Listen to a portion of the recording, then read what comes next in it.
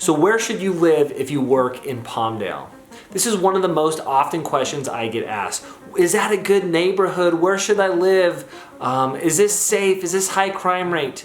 This is also one of the questions that I cannot, as a realtor, answer. It's called steering, and there's a whole bunch of laws around it. So I've put together this video so that way you can answer these questions for yourself.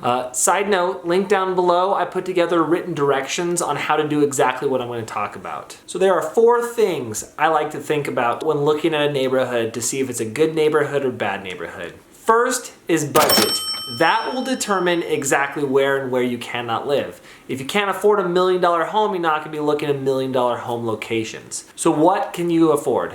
That's the first question.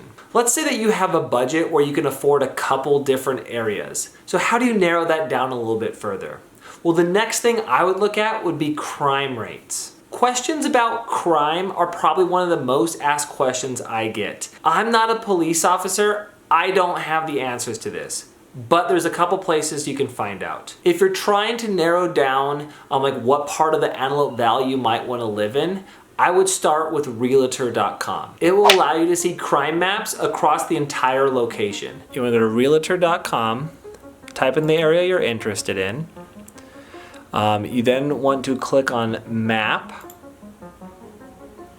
And then up here are all your different options. So I like to click on crime. And as you can see, this gives you an overlay of some of the more crime-ridden areas and the areas that have less crime. Colors it darker red where there's more crime and lighter red where there's less crime.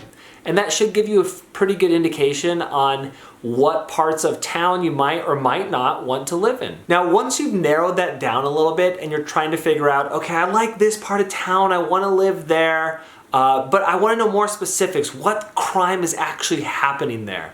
Well, head on over to crimemapping.com. And this is the same kind of thing. So if you just type in an address or a zip code,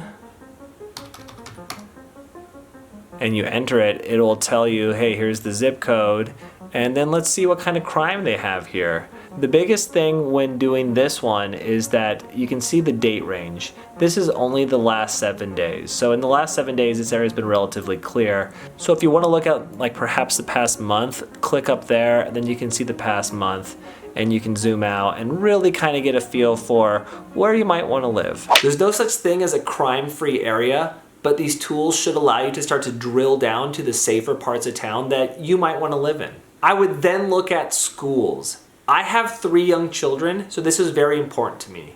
Schools are often dictated by where you live, what boundaries for the school maps, what school your kids go to. I made a list of all the school districts in the Antelope Valley along with their boundary maps. Link down below if you want it. So how do you tell the good schools from the bad schools? Well, you take your list of schools and then you go over to a website like greatschools.org and you can type them in there and it will actually tell you the school rating, how they've done in like the academic tests these past years, how the school's rated, and a whole bunch of other information about the school. I do want to caution on these rating sites is I would definitely cross-reference a couple of them because they all are slightly different. And they don't always tell the entire picture. I know here in Palmdale, they've recently rebuilt some of these schools and invested a lot of money into its infrastructure. So it's one of those things where perhaps these rating websites haven't caught up to what's currently going on at the school district and the programs available. Last and definitely not least would be the resaleability of this home you're about to buy. Is this home a good investment? My guess is you probably won't live there forever. Maybe even if you think you will, you'll probably sell it sometime in the future. 10 years, 15 years, 3 years. I don't know what your future holds. I'm guessing you might not either. We're not fortune tellers.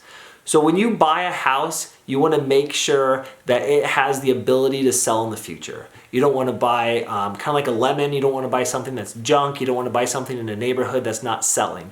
So I definitely do a little bit of research just to make sure, are the houses in this neighborhood performing just like the rest of the market? Remember, if you want written directions on any of this, link down in the description.